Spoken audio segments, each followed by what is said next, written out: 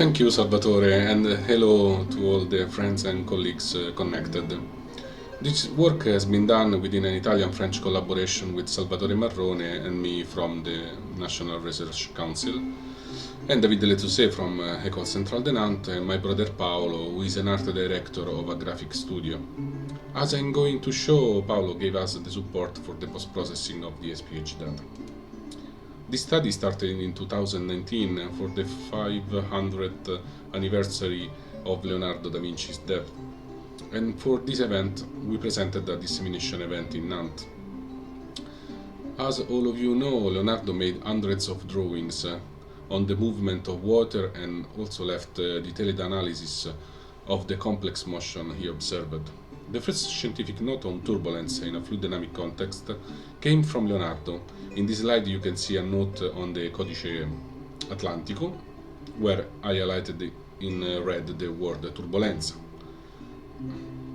From the different drawing, we focus our attention on a specific one, and the main idea was to try to reproduce with the SPH method such a drawing. In this slide, you can see the drawing we selected, which has been often used in many fluid dynamics books and papers. Indeed, it has been recognized by the scientific community as the first document concerning turbulent flows. The methodology of investigation has been based on the following point. First, we did an in-depth study of the Leonardo's drawings in his scientific environment at that time.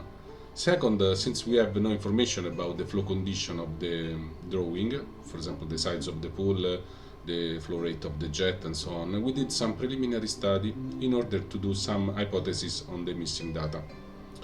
Below the drawing there are also some notes by Leonardo where he described what he observed, and also these notes gave us useful information. In order to perform the simulation, we need to identify a specific SPH model suitable for dealing with this kind of turbulent flow. Because of the lack of information about the boundary geometry and the inlet condition, we did a series of preliminary tests. To run the biggest simulation, which involved about 60 million of particles for about 200,000 time iteration, we needed a supercomputer. As I will show you later, the post-processing of the data is a crucial aspect. And finally, we compare our result with the Leonardo drawing, commenting on similarities and differences. In this slide you can see the path from Vinci, the city where Leonardo was born, and Amboise, where he died. As a strange coincidence, you can see Nantes to Rome can be a prolongation of this path, and this was a further motivation for us. When we started to read the documentation about the specific drawing we selected, we ended up on the Windsor collection. This specific collection contains many hydraulic studies, and this is the specific sheet of our interest, the 91-26-60. In the bottom we have the subject of our study. Below the drawing, the Leonardo's notes, where he identified 5 kinds of motion. The first things he observed was the fact that air is entrapped by the falling jet. And secondly, this air rises in a second time on the shape of large bubbles. Third movement concerns the fact that the air bubble moves also the water in the upward direction. And fourth movement is part of the water jet continues its motion toward the pool bottom. Finally, observe an horizontal recirculation movement on the pool surfaces toward the jet. In this second block, on the right bottom part of the sheet, there is a note where Leonardo observes that there are some zones of the domain where the intensity of the turbulence decay. If we see other drawings in the same collection, we can appreciate how Leonardo decouples the turbulence generated by the shear layer of the falling jet when entering the pool, and the turbulence driven by the motion of the air bubbles. So an important question for us is which of these two mechanisms is dominant, and thanks to the SPH simulation we can try to derive answers to this question. For performing the simulation, we use the δ-LES-SPH model. We extended this model for a multi-phase context. You can find more information on the paper. And about the software, we use the SPH flow code, since both ACN and INM are co-developer of this software. About the hardware, we use the cluster at the École Centrale de Nantes called the Liger. A first attempt to reproduce the Leonardo's drawing with SPH was in 2014 by Professor Monatan and Dr. Kaitar. The main limits of this first study were the bidimensional framework and the use of the single-phase model. However, it was important in the beginning of our investigation and for setting the preliminary simulation. We realized soon that the three-dimensional environment was crucial, and we started to use the single-phase model just for the preliminary test. Here you can see the vertical slice of 4 different simulations. In this slide, on the left plot, you can see the contour of the modulus of the velocity field, and you can realize that the flow is highly turbulent. While on the right, you can see a three-dimensional view of the free surface particle, and 2 planes where we have the contour plot of the Y vorticity component.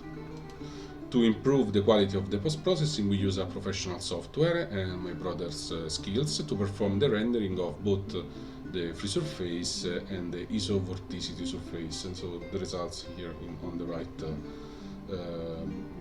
plot.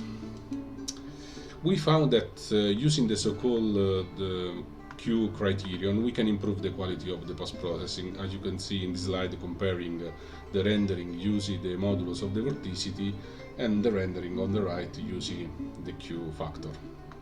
This is another 3D view using the Q factor. And when we use the single-phase model, you can see that the result is quite different with respect to the Leonardo's drawing. The vortices remain close to the bottom and on the lateral wall of the pool. And as you can see, the pool surface remain almost unperturbed. So we added the air phase. And this slide, only the air particles are visualized. You can appreciate the genesis of many bubbles of different sizes. This is another view from the bottom of the pool. The rising of all these bubbles generate an intense turbulent motion. And looking at the rendering of the free surface, now you can see that they start to become closer to what Leonardo drew. On this slide, on the left plot, we have a non-photorealistic rendering of the SPH data using a style that resembles the Leonardo's one. It is possible to appreciate how the bursting of the air bubble appear with the rosette shape. On the right, there are the trajectory of the water particle of the plunging jet, and you can see that some of this trajectory are bent and become vertical due to the action of the air bubbles. And finally, we can compare the simulation with the drawing. You can see that we were able to reproduce the rosette in front of the jet caused by the bursting of the largest air bubble. We were able to capture the upward motion of the water, the green curve, while we missed to capture the larger recirculation zone. Our hypothesis is that these curves are mainly linked to the domain confinement, or maybe they have characteristic time scale much longer than the few seconds computed in our simulation. About the conclusion, I would like to stress that this work was very challenging from the numerical point of view, and also because it required also the study of art history documents. We encountered several difficulties due to the lack of knowledge of the flow condition. The post-processing of the data using sophisticated algorithms help a lot, and from the simulation we verified that the air entrainment is a crucial phenomenon which drives the turbulence in front of the jet, and the work is still in progress and there are still some missing points. We have to thank many people who support this activity. You can also see some names of experts in history and of science and art. and hopefully a full journal paper and some videos telling all the story will be available soon. Many thanks for your attention.